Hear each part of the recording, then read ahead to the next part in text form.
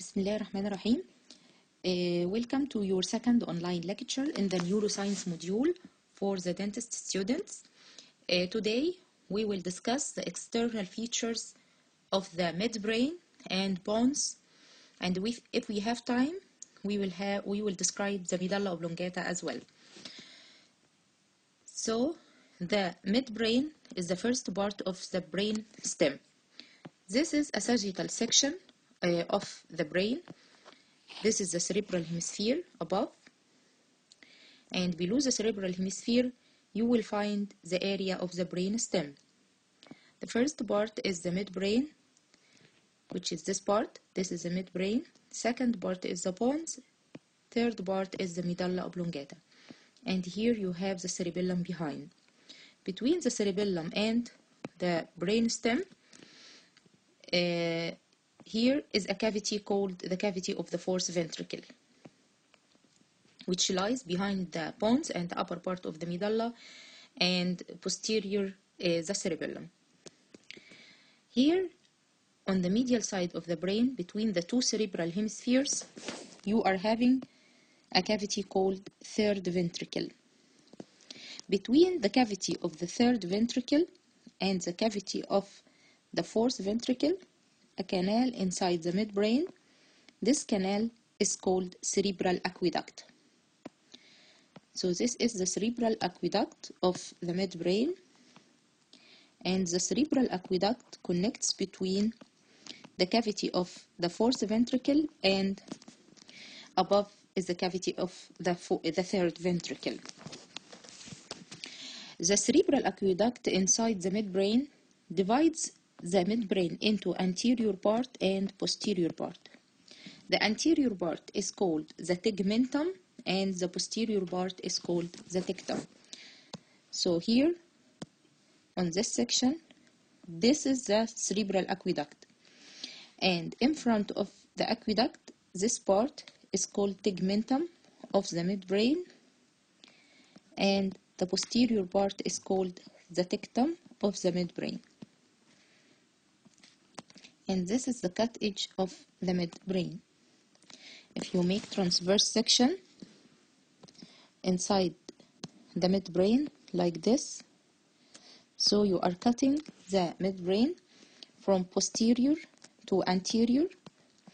So this part in front of the cerebral aqueduct is called the tegmentum, and this part is called the tectum. So in the next slide, you will identify the ventral part of the brain stem, which is the ventral part of the midbrain, this part, and the dorsal part of the midbrain, which is this part. And this is a transverse section separating between the inferior surface of the brain and the midbrain. So if you describe the external or the ventral surface of the midbrain, this area is called the interpeduncular fossa. So the interpeduncular fossa is the same as the anterior surface of the midbrain. What are the boundaries of the interpeduncular fossa and the contents of this fossa? The boundaries of the interpeduncular fossa, anterior here you have a structure called optic chiasma. The optic chiasma is a structure which is formed of decussation of both optic nerves. So this is the optic nerve, which comes from the optic canal, from the posterior end of the eye. The optic nerve decussates here with the other one to form the optic chiasma. The optic chiasma lies in front of the interpeduncular fossa. Posterior to the interpeduncular fossa, or you could say postero-inferior to the fossa, is the pons, the second part of the brain stem. On each side of this fossa, anterolateral, you could identify these two tracts from the optic chiasma, downward or backward. These two structures are called optic tracts. So the optic tracts are two tracts which originate from the optic chiasma and join between the optic chiasma and the thalamus, or the back of the thalamus. Posterolateral in this fossa, you could identify these two structures, which are called crus cerebri or cerebral peduncles.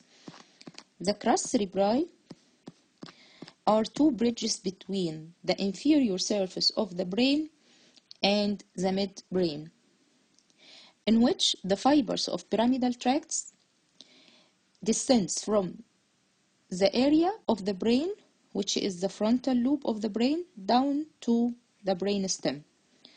So these fibers represents the fibers of the pyramidal tracts, which descend from the motor area of the brain above down to the midbrain, then into the pons, then it continues to descend in the medulla oblongata, and then to the spinal cord. These are called pyramidal tracts. So the crus cerebri on each side of the interpeduncular fossa. What are the contents of the interpeduncular fossa?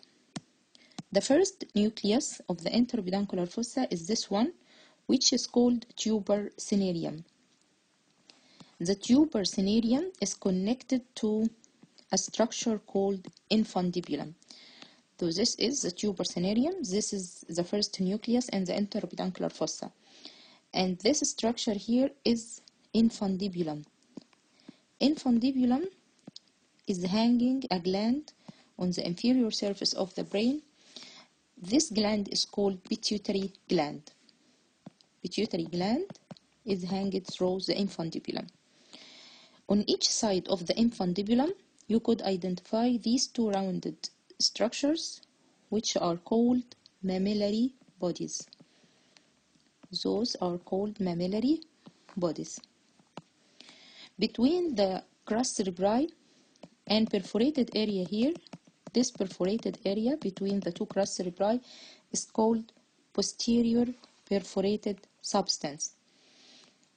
This area is perforated by an artery called the posterior cerebral artery, which enters the brain through this area, the posterior perforated substance.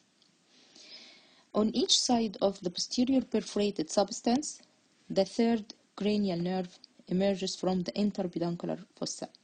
So here is the site of emergence of the oculomotor nerves. The oculomotor nerves and the trochlear nerves are the cranial nerves which emerges from the ventral. The oculomotor emerges from the ventral side of the midbrain, while the trochlear emerges from the dorsal surface of the midbrain, and this is the only cranial nerve which emerges from the dorsal aspect of the brain stem. All the other 11 cranial nerves are emerging from the ventral side of the brainstem. So this was a clear description of the ventral surface of the midbrain. So you could identify the optic chiasma and the optic tracts on each side of the interpeduncular fossa. Posterolateral, the crus cerebri or the cerebral peduncles, and posterior is the pons. The contents of the interpeduncular fossa are the tuber cinereum, mammillary bodies, posterior perforated substance, and the oculomotor nerves. Back off to the midbrain, the structure on the posterior surface of the midbrain. This structure is called the tectum of the midbrain. As you know, the cerebral aqueduct divides the structure of the midbrain into dorsal and ventral sides. The ventral side is called tegmentum, and the dorsal surface is called tectum. In the tectum, you could find these four colliculi, which are the superior colliculi for vision and the inferior colliculi for hearing. The superior colliculi are connected to the back of the thalamus, a nucleus of the thalamus called the lateral geniculate body. This is for mediation of the sense of vision, and the inferior colliculi are connected to a nuclei called medial geniculate bodies on the back of the thalamus, and they are important for the auditory pathway. Between the two superior colliculi, the fourth cranial nerve, which is the trochlear nerve. This is the site for emergence of the trochlear nerve. And as you know, this is the only cranial nerve which are seen on the back of the brainstem. What about the internal structure of the midbrain? This is the cerebral aqueduct, and this is the cut edge of the midbrain. As you know, the cerebral aqueduct divides the midbrain into tectum, posterior part, and tegmentum, which is the anterior part. In the tegmentum, you could find this structure in the most anterior part of the tegmentum, which is the crus cerebri or the cerebral peduncle. And here is the interpeduncular fossa, which is just described in the previous slide. Behind the crus cerebri or the cerebral peduncle, these two rounded structures are called the red nuclei. The red nuclei are facilitators for the flexor muscles. We have a tract called rubrospinal tract, which descend from the red nuclei to the spinal cord, and they are facilitator for flexor muscles. Between the crus cerebri and the red nuclei, this structure here is called substantia nigra. Substantia nigra are composed of cells which secretes these cells secrete dopamine, and this dopamine is a neurotransmitter which is important for motor activity. When these cells inside the substantia nigra degenerate, we have a disease called Parkinsonism. So Parkinsonism results from degeneration of cells in the substantia nigra which secretes dopamine. So it's important to identify the red nuclei and substantia nigra. The internal structures of the midbrain or the internal levels of the midbrain are not required from you. So we have two levels, level of superior colliculus, and the other one is the level of inferior colliculus. Then we will move to the pons. The pons is the second part of the brainstem. The external features of the pons are very important. So this is the ventral view of the pons, and this is the dorsal view of the pons up to this level, the dorsal view of the pons, and this part is the medulla oblongata. So if we describe the structures which are obvious on the ventral view of the pons, you could identify here a structure called basilar groove.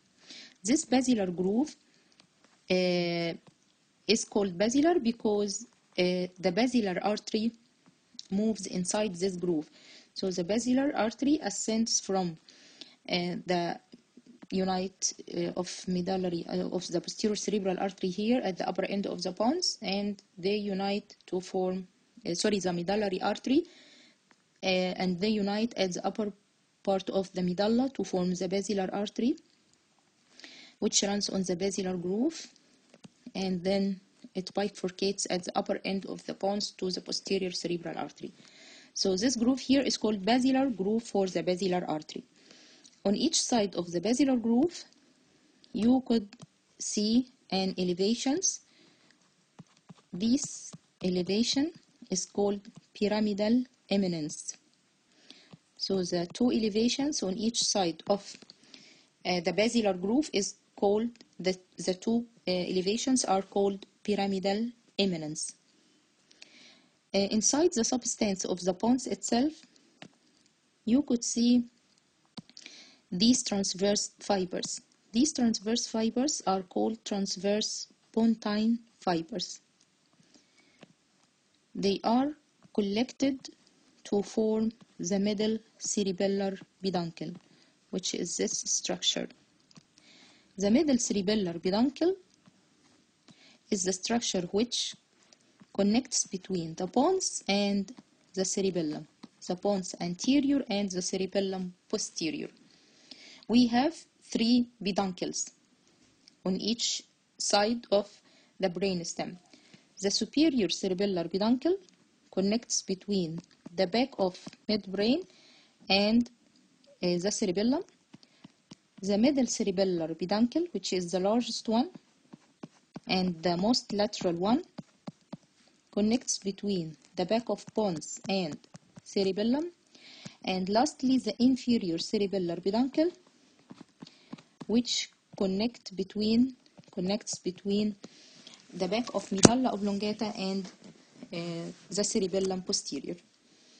So the ventral surface of the pons, you have to identify the basilar groove, pyramidal eminence, and transverse pontine fibers, and the most lateral middle cerebellar peduncle.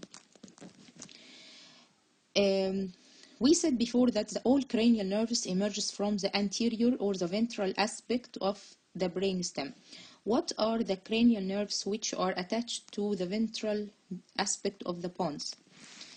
We have the trigeminal nerve and abducent nerve, facial nerve, and vestibulocochlear nerves. Where are these cranial nerves attached to the brainstem? If you go back to the slide which shows the attachments of the cranial nerves, this part is the midbrain, and this part here is the pons, as you know, and this part is the medulla oblongata. You know the oculomotor nerves are emerging from the ventral side of the midbrain, while the trochlear nerve emerges from the dorsal side of the midbrain. The trigeminal nerve emerges from the lateral surface of the pons. This is the trigeminal nerve. Between the pons and the upper part of the medulla, these 2 cranial nerves are the abducent nerves. So this is the trigeminal and this is the abducent nerves between the lower end of the pons and the upper part of the medulla. In the angle between the pons and the medulla, it's called pontomedullary angle. The other 2 cranial nerves emerge. This is the facial. This is the 7th cranial nerve. The facial nerve is most medial, and the lateral one is the vestibulocochlear nerve. So the trigeminal, the abducent, facial, and vestibulocochlear are emerging from the ventral side of the pons. So back to the pons, the ventral surface of the pons, basilar groove, pyramidal eminence, transverse pontine fibers, and middle cerebellar peduncles. Also, the site of attachments of the 4 cranial nerves to the pons is very important to be identified. The posterior surface of the pons is this part. This part is sharing in the upper part of the floor of the 4th ventricle. As we said before, the 4th ventricle is the cavity which lies between the back of pons and back of upper medulla. This is the upper part of the medulla, and the cerebellum, which covers the whole floor of the 4th ventricle. So you can't see the 4th ventricle from behind unless you remove the cerebellum. The back of pons, the back of the upper part of the floor of the 4th ventricle is formed by pons. And you have here a structure called medullary stria, which separates between the back of pons and back of medulla. In the back of pons, you could identify here in the lower part of the back of pons 2 elevations or 2 colliculi, which are called facial colliculi. These facial colliculi are made by the nuclei of adjacent nerves and the facial nerves encircling these 2 nuclei. So these are the facial colliculi in the back of pons. That's all about the external features of the midbrain and the external features of the pons. If you go to the internal features of the pons, you have to remember the nuclei or the cranial nerves which are emerging from the pons. The trigeminal nerve has two nuclei, motor and sensory nucleus. Abducent nerve has one nucleus, motor. Facial nerve has two nuclei. One is motor and the other one is parasympathetic, which is called superior salivary nucleus. The vestibulocochlear nerve has two nuclei, the vestibular nuclei, which regulates balance, and the cochlear nuclei, which is responsible for the sense of hearing. And sure, you will find the descending motor pathway and also the ascending sensory pathways, which are running from the spinal cord up to the brain. So this slide you could